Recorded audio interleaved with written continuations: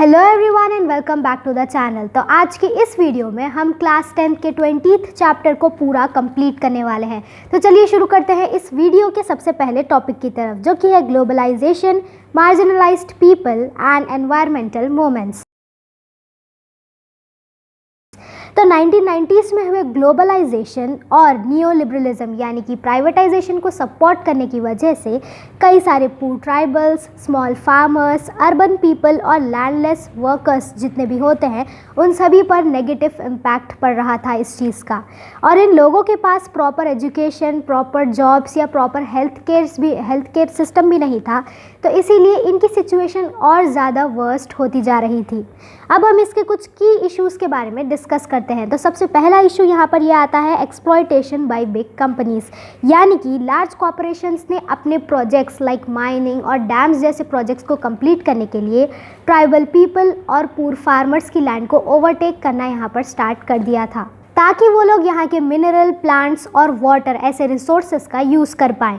और इसी वजह से यहाँ पर रहने वाले सभी ट्राइबल लोग जो थे उन सभी को अपने ट्रेडिशनल हाउसेस को छोड़कर दूसरी जगह पर शिफ्ट होना पड़ रहा था, जिसकी वजह से उनका कल्चर भी उनके साथ डिस्ट्रॉय हो जा रहा था। और इन ग्रुप्स का डिस्प्लेसमेंट उन्हें वल्नरेबल और वीक दोनों बना रहा था। और ऐसे डेवलपमेंट प्रोजेक्ट्स की वजह से फॉरेस्ट और वाटर बॉडीज़ को काफ़ी ज़्यादा हार्म पहुँच रहा था। तो इन सभी चीज़ों को देखते हुए कई सारे एनवायरमेंटल मूवमेंट्स स्टार्ट होने लगे और इन एनवायरमेंटल मूवमेंट्स की कुछ डिमांड्स भी थी।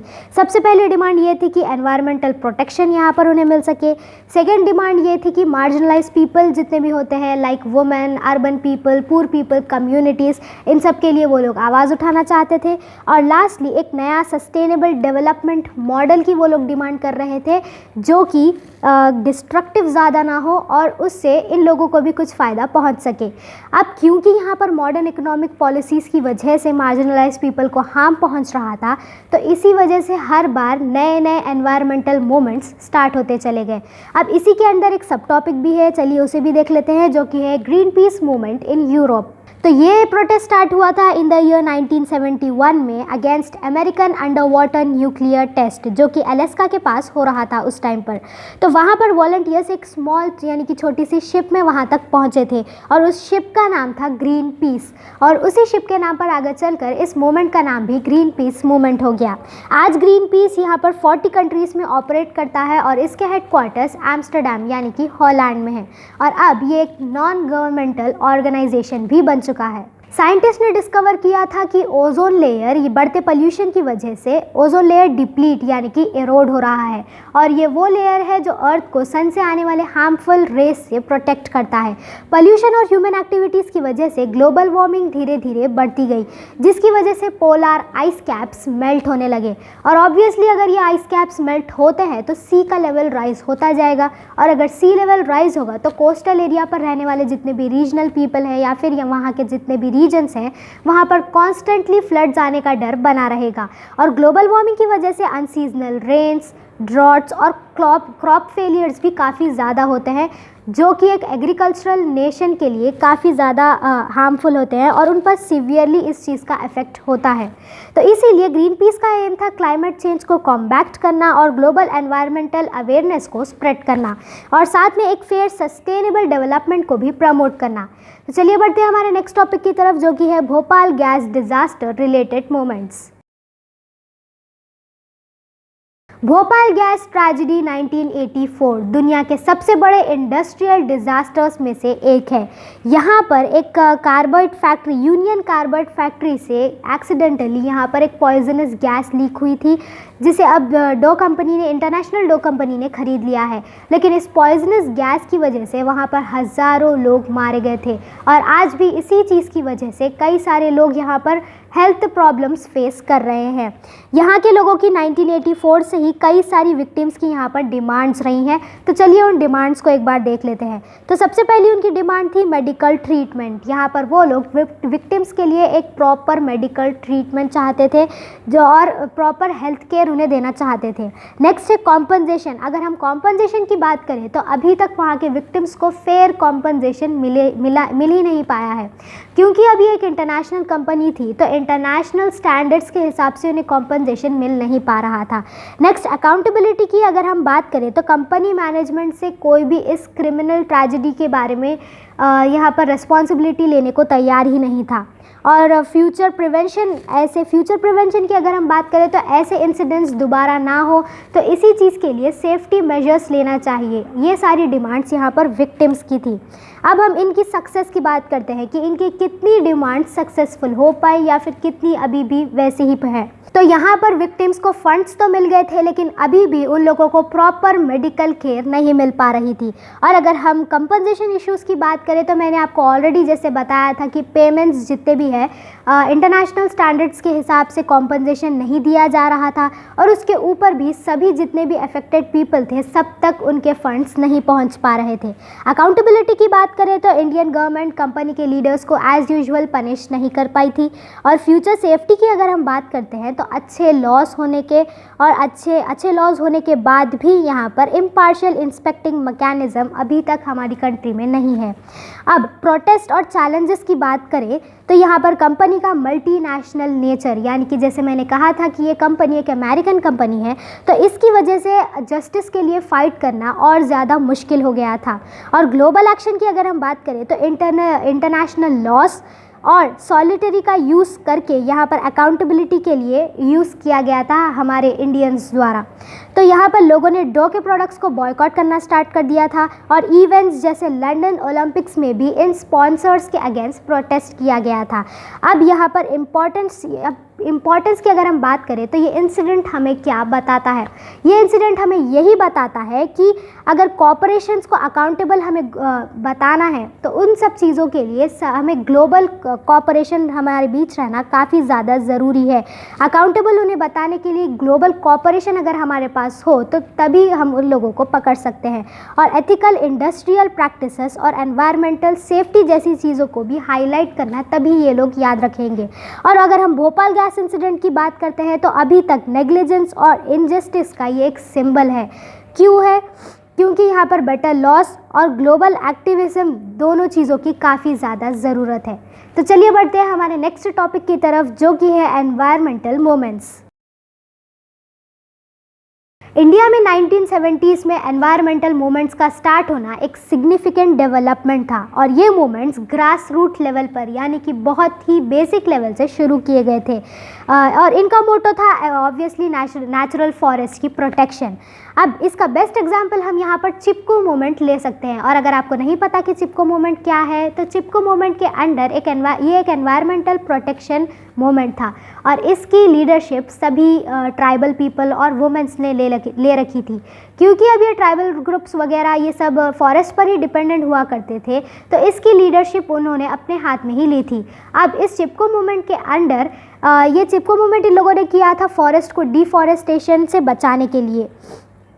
तो इसीलिए अब फॉरेस्ट को जब भी कोई भी काटने आता तो ये लोग वहाँ पर जाकर ट्रीज़ को हक कर लिया करते थे, और इसे हक करके वो लोग उसे डिफॉरेस्टेशन या फिर कटने से बचा लेते थे। अब ये मूवमेंट सिर्फ एनवायरनमेंट को ही नहीं बल्कि लोकल कम्युनिटीज़ के राइट्स और नेचुरल रिसोर्सेज के सस्टेनेबल यूज़ के लिए भी लड़ा करते थे। ऐसे मूवमेंट्स ने आगे चलकर एनवायरमेंटल अवेयरनेस और कंजर्वेटिव पॉलिसीज़ को भी शेप करने में हेल्प की। और चिपको मूवमेंट एक बेस्ट और सिग्निफिकेंट एग्जाम्पल है जो कि ये बताता है कि काफ़ी बेसिक और लोकल लेवल से भी अगर आप एनवायरमेंटल प्रोटेक्शन के लिए कुछ मूवमेंट स्टार्ट करते हैं तो कैसे आगे चलकर वो एक बड़े से ग्लोबल मूवमेंट का हिस्सा बन जाता है। तो चलिए बढ़ते हैं हमारे नेक्स्ट टॉपिक की तरफ, जो कि है movements against dams on the Narmada river.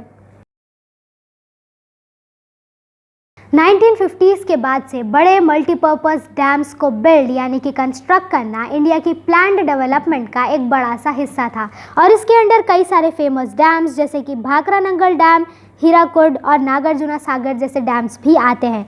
Starting में तो लोग इन डैम्स के बड़े से साइज़ और इनसे आने वाले बेनिफिट से काफ़ी ज़्यादा फैसिनेटेड थे। अब क्यों थे? क्योंकि अब ये डैम का साइज़ काफ़ी ज़्यादा बड़ा था, तो इसमें large amount of water store किया जा सकता था। सेकेंडली, ये पानी बहुत ही बड़ी ज़मीन को भी इरिगेट करने के लिए, लार्ज अमाउंट ऑफ ज़मीन को इरिगेट करने के लिए इसका पानी काम में आ सकता था। और थर्डली, यहाँ पर काफ़ी ज़्यादा इलेक्ट्रिसिटी भी इसी पानी से जनरेट की जा सकती थी। और लास्टली, फ्लड्स और ड्रॉट्स को ये कंट्रोल कर सकता था। अब धीरे धीरे लोग इससे फैसिनेट तो होते गए, लेकिन इस फैसिनेशन के चक्कर में किसी ने भी ये नहीं सोचा कि यहाँ पर जितने भी पीपल, एनिमल्स और जितने भी प्लांट्स इस डैम के नीचे सबमर्ज हो जाएंगे, उनका क्या होगा। लेकिन इन डैम्स के आने के कुछ टाइम बाद धीरे धीरे लोगों को समझ में आने लगा, क्योंकि काफ़ी लोगों को इन डैम्स के चक्कर में बिना प्रॉपर कंपनसेशन के इनकी ज़मीनों से निकाल दिया गया था। अब क्यों निकाल दिया गया था? क्योंकि उन ज़मीनों पर यहाँ पर डैम कंस्ट्रक्शन चल रहा था। तो अब लोगों को धीरे धीरे समझ में आने लगा कि डैम्स का कंस्ट्रक्शन कॉस्ट कितना ज़्यादा हाई है। अब क्योंकि ये डैम्स का कंस्ट्रक्शन धीरे धीरे चलता है, तो ओवर द टाइम के साथ साथ बढ़ते प्राइजेस की वजह से ये कॉस्ट और भी ज़्यादा बढ़ जाता है। और ये डैम्स जितनी ज़मीन इरिगेट करने का या फिर जितनी ज़्यादा इलेक्ट्रिसिटी जनरेट करने का प्लान कर रहे थे या फिर प्रॉमिस कर रहे थे, उतना रियलिटी में हो नहीं पा रहा था। अब ऐसा क्यों नहीं हो पा रहा था? तो फर्स्टली, यहाँ पर इंजीनियर्स का अजम्पशन रॉन्ग था।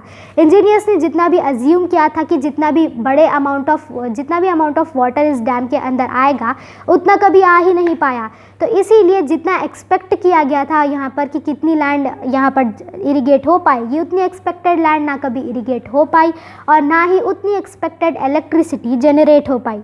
अब हम बात करते हैं नर्मदा रिवर वैली प्रोजेक्ट की। तो जब नर्मदा रिवर के पास एक न्यू एम्बिशियस डैम प्रोजेक्ट लोगों को प्रपोज किया गया, तो लोगों ने इस पर कई सारे अलग अलग सवाल उठाए। डिस्प्लेस्ड पीपल, यानी कि वो लोग जिन्हें इस प्रोजेक्ट के लिए अपनी ज़मीन से हटा दिया गया था, उन लोगों ने काफ़ी ज़्यादा डिमांड्स भी अपनी आगे रखी। सबसे पहली उनकी डिमांड तो थी फेयर कॉम्पनसेशन, यानी कि उन्हें अपना प्रॉपर कॉम्पनसेशन चाहिए था। सेकेंडली, और उनकी मेन डिमांड यही थी कि जो लैंड्स उनके पास से यहाँ पर से ली जा रही हैं, उन्हें वो लैंड्स किसी दूसरे या फिर किसी दूसरी लैंड के बदले में उन्हें वो अपनी लैंड वापस चाहिए थी। और लैंड्स तो वो लोग भी डिमांड कर रहे थे जो कि यहाँ पर लैंड ओनर्स भी नहीं थे, लेकिन डिस्प्लेस्ड पीपल में वो लोग भी आते हैं। और लास्ट यहाँ पर बात ये थी कि एफॉरेस्टेशन करना। इन लोगों की मेन डिमांड यही थी कि एफॉरेस्टेशन करना चाहिए गवर्नमेंट को, ताकि लॉस्ट फॉरेस्ट का रिप्लेसमेंट यहाँ पर हो सके। तो अब चलिए हम कुछ रियलाइजेशंस की बात करते हैं। प्रॉपर कॉम्पनसेशंस और वापस लोगों को ज़मीन देना इतना पॉसिबल नहीं था, क्योंकि हमारे पास इतनी लैंड अवेलेबल ही नहीं थी कि हर डिस्प्लेस्ड इंसान को अपनी प्रॉपर्टी वापस कर सके। और सेकेंडली, प्रॉब्लम्स यहाँ पर सिर्फ कॉम्पनसेशन की नहीं थी, बल्कि डेवलपमेंट के इस फॉल्टी मॉडल की थी। फॉल्टी मॉडल वो होता है जो अपने प्रिंसिपल्स पर प्रॉपरली नहीं चल पाता, क्योंकि जैसे कि यहाँ पर नेचुरल रिसोर्सेज का अनसस्टेनेबल यानी कि नॉन प्रॉपर यूज़ सभी इंडस्ट्रीज़ और कमर्शियल फार्म्स के लिए हो रहा था, क्योंकि गरीबों का इसमें कुछ भी फ़ायदा नहीं हो रहा था और ये सभी इंडस्ट्री के पीपल ही इसका फ़ायदा उठा पा रहे थे। तो सभी फार्मर और ट्राइबल कम्युनिटीज़ की लाइफ क्वालिटी बिल्कुल भी इससे इम्प्रूव नहीं हुई थी। और जितने भी पुअर फार्मर्स और स्किल्ड लेबर्स से, उन लोगों को स्किल्ड वर्क्स कराने की बजाय फिर से अपने हैंडी वर्क्स ही करना पड़ रहा था, यानी कि उनकी लाइफ एक और स्टेप बैकवर्ड जा चुकी थी।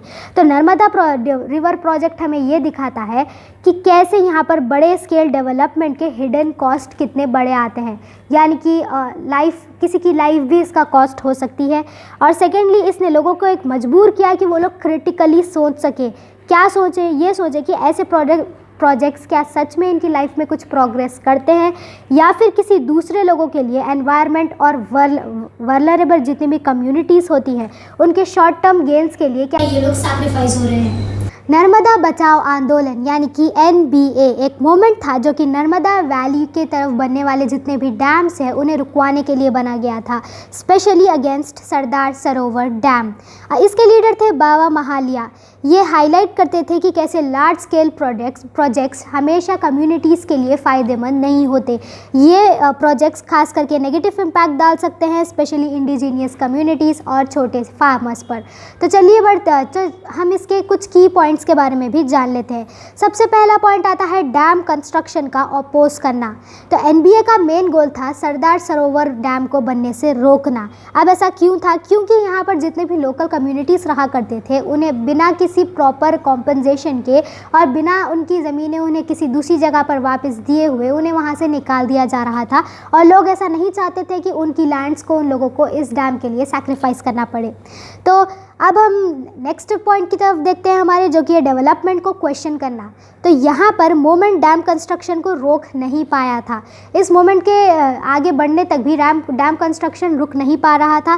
तो इसीलिए इन लोगों ने सोसाइटी को ये सोचने पर मजबूर कर दिया था कि क्या ऐसे बड़े प्रोजेक्ट्स सच में स्मॉल और वल्नरेबल कम्युनिटीज़ के लिए अच्छे साबित होते हैं, या फिर ये सिर्फ रिच पीपल को सर्व करते हैं at what cost, at the cost of poor और नेचर पर। नेक्स्ट है पॉलिसीज़ पे इम्पैक्ट। मूवमेंट ने गवर्नमेंट को प्रेशर डाल दिया था कि वो डिस्प्लेस्ड लोगों को अपना फेयर कॉम्पनसेशन वापस कर दे और उन्हें अपनी डिग्निटी रिस्पेक्ट भी दे। अब यहाँ पर इस डेवलपमेंट ने इंक्लूडेड डिस्प्लेसमेंट के इफेक्ट्स पर भी ग्लोबल डिस्कशन करना स्टार्ट कर दिया था। और डिफरेंट स्ट्रगल्स को अगर हम कंबाइन करते हैं तो एनबीए अलग अलग कॉजेज़ का एक सिंबल बन चुका था। यहाँ पर इंडिजीनियस लोग अपनी लैंड्स के लिए लड़ रहे थे, तो वहीं पर फार्मर्स भी अपनी लैंड ग्रैबिंग, यानी कि फार्मर्स से लैंड्स जो ग्रैब की जा रही थी उसके अगेंस्ट लड़ रहे थे, जो कि इंडस्ट्रियलाइजेशन, अर्बनाइजेशन और दूसरे प्रोजेक्ट्स के लिए जो इनकी लैंड्स ग्रैब कर ली जा रही थी। नेक्स्ट है न्यू लिबरल पॉलिसीज़ के अगेंस्ट ऑपोजिशन, जहाँ पर प्रॉफिट्स इन पुअर पीपल की लाइफ से भी ज़्यादा इम्पॉर्टेंट होने लगा था। अब हम लास्टली बात करते हैं वर्ल्ड बैंक के रोल की। तो पहले सरदार सरोवर डैम की फंडिंग जो है वो वर्ल्ड बैंक करने वाला था, लेकिन जैसे धीरे धीरे एनबीए के प्रोटेस्ट, हंगर स्ट्राइक, मार्च की वजह से वर्ल्ड बैंक ने अपना फाइनेंशियल सपोर्ट यहाँ पर से विड्रॉल करवा लिया। तो अब हम इस पूरे मोमेंट के होने वाले इम्पैक्ट की अगर हम बात करते हैं तो यहाँ पर इस मूवमेंट ने लार्ज स्केल प्रोजेक्ट्स के हिडन कॉस्ट को ओपनली सबके सामने बताया, उसके सारे डिस्ट्रक्टिव इफेक्ट्स को भी हाईलाइट किया और साथ में ग्लोबल डिस्कशन को इंस्पायर किया कि सस्टेनेबल डेवलपमेंट और इंक्लूसिव पॉलिसीज़ के कितना इम्पॉर्टेंट रोल होता है इन सारी चीज़ों पर। तो बस आज का ये टॉपिक यहीं पर ख़त्म होता है। मुझे लगा था कि हम सारे टॉपिक्स इसी वीडियो में कंप्लीट कर पाएंगे, लेकिन अब ऐसा लगने लगा है कि ये वीडियो काफ़ी ज़्यादा लेंदी हो चुकी है। तो इसीलिए बचे हुए नेक्स्ट 3 टॉपिक्स हम नेक्स्ट वीडियो में कवर अप कर लेंगे। तो बस अगर आज के टॉपिक्स में से भी आपको कोई भी डाउट है तो आप कमेंट सेक्शन में इस डाउट्स को पूछ सकते हैं, मैं उसे पूरी तरह से क्लियर करने की कोशिश ज़रूर करूँगी। तो मिलते हैं नेक्स्ट वीडियो में, तब तक के लिए बाय।